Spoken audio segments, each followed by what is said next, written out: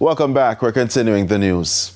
There are calls for accountability as allegations that sex toys are being sold to minors within school spaces. Are these vendors risking jail time? Ramada Lyons examines the possible legal consequences. Sex toys, vapes, ganja. None of them belong in schools, but they've made their way there. The police a week ago. Up to recently, a sex toy was being sold at a particular school. The vendors in question, are they in breach of the law?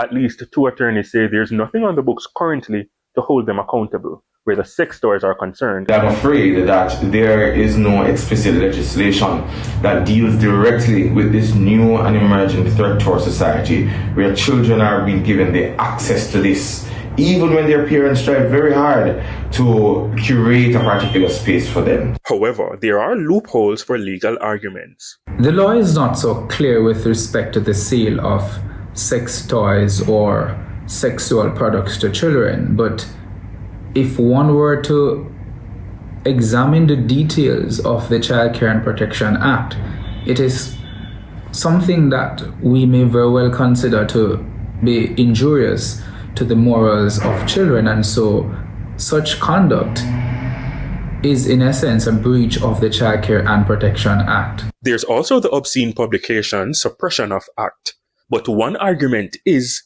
it's outdated. And it does not deal with things like sexual toys, it more deals with sexual images, things that are seen as immoral in the eyes of society back then. Where vapes and ganja are concerned, there's a clearer pathway to legal action.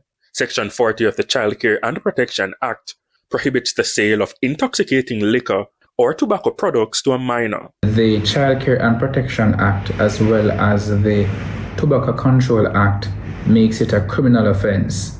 One can face a fine of up to $1 million or a term of imprisonment. And if any owner or operator of any establishment is found so doing, then they can in fact be held liable.